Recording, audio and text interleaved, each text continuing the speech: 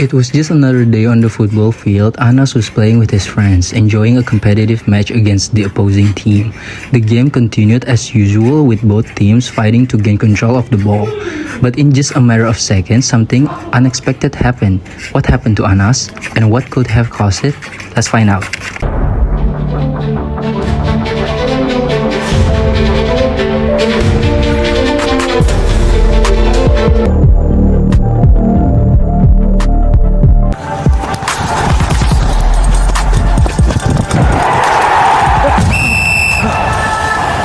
Bro, okay ke? Sakit.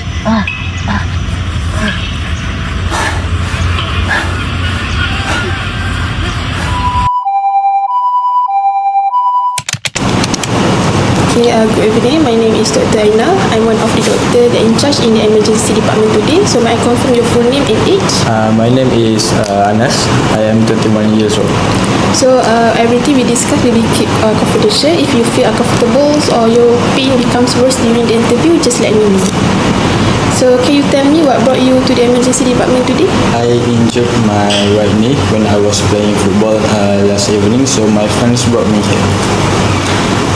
Can you tell me how the injury happened? When I was playing football, I felt that my right knee was twisted. Okay, did anyone tackle you or hit your knee? The player from the opposite team suddenly come to me and he tackled me right away.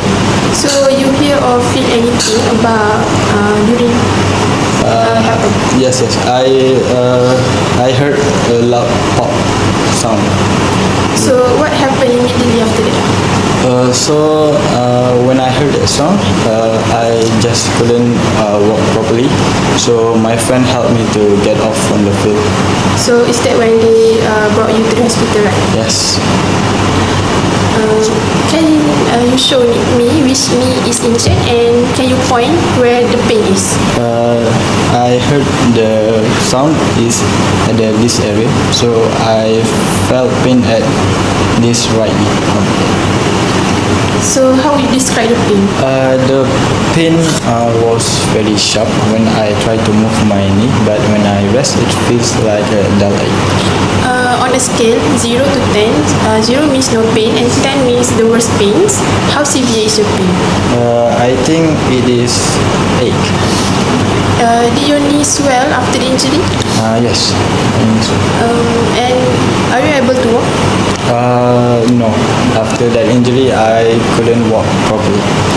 Okay, does it feel like your knee is giving way? Yes, exactly. So what do you do right now? I am a university student. Do you play sports regularly? Yes, I play football daily. Oh, okay. Do you smoke or drink alcohol? No, I don't smoke anything. So what do you think has happened to your knee? I think I have torn my ligament at my right knee. Is there anything you are particularly worried about? Yes, I worry if this injury make me unable to play football. My friends. Thank you, Anas. You have answered my questions clearly. So based on what you have told me, I'd like to another doctor examine your knee next to look for signs or injury. After that, we may arrange some investigations such as X-ray or an MRI if needed, and we will discuss the appropriate treatment. Assalamualaikum sir. My name is Dr. Faiz and this is Dr. Sumedip. May I know your name, Mr.? My name is Anas Nofal. I am 21 years old. Okay. So for today, I would like to do a knee examination. Yeah. Okay. Can I get your permission? Yes. Okay. Thank you.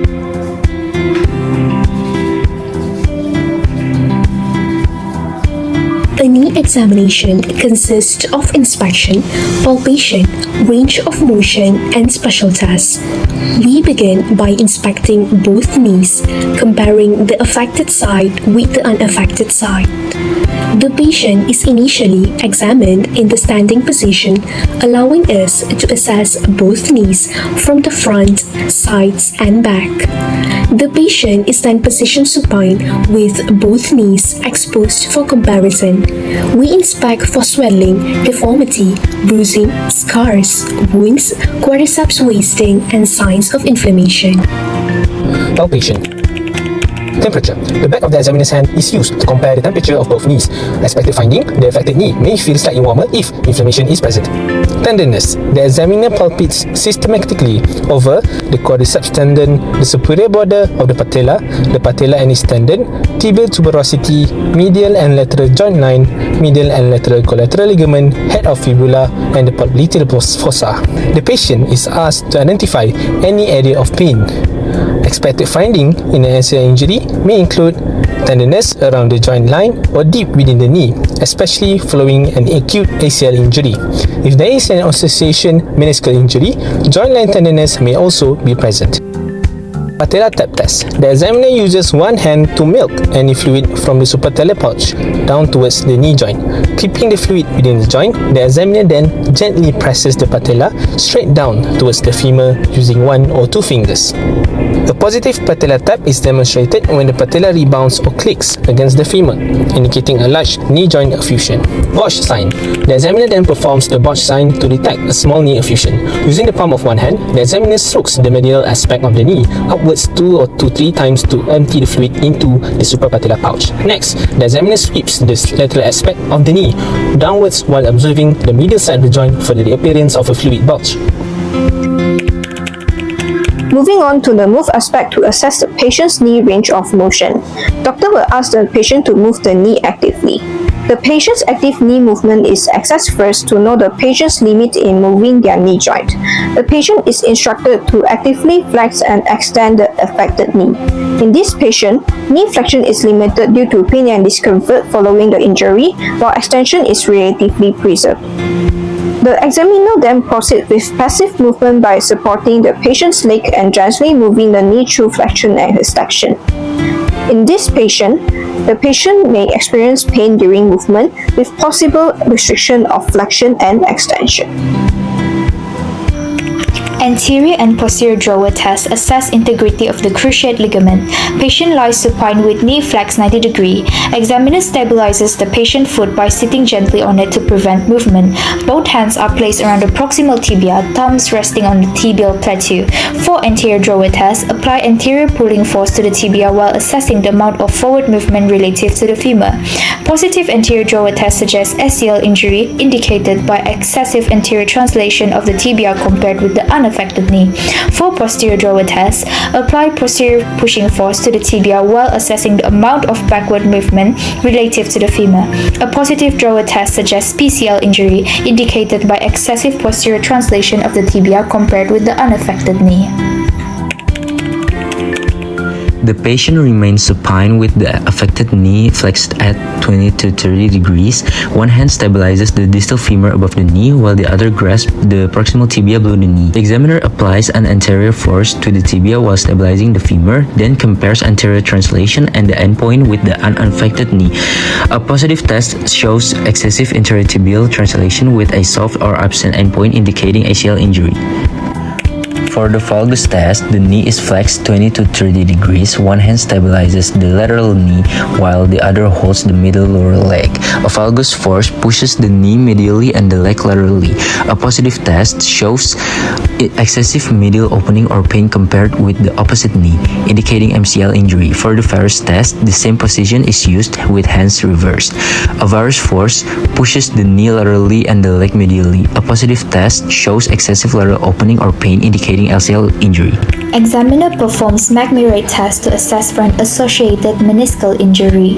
Patient remains in supine position while the examiner stands beside the affected limb. One hand supports the patient's heel and ankle, while the other hand is placed over the knee joint to palpate the medial and lateral joint line.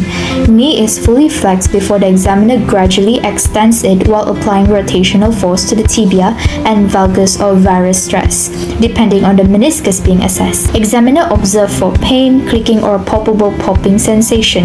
In isolated ACL injury, test is usually negative. If ACL tear is associated with meniscal injury, patient may experience pain or palpable click along the joint line, indicating positive McMurray test. Neurovascular assessment checks dorsalis pedis and posterior tibial pulses against the contralateral side to assess distal arterial perfusion. Foot sensation is assessed to evaluate peripheral nerve integrity. Patient actively moves the ankle and toes to assess distal motor function. Moving on to gait assessment, the patient is asked to walk, turn, and walk back while being observed from different angles.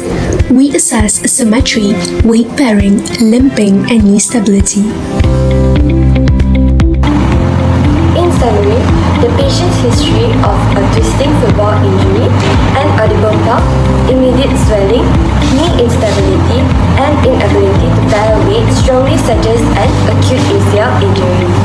Examination reveals right knee effusion, tenderness, restricted range of motion due to pain.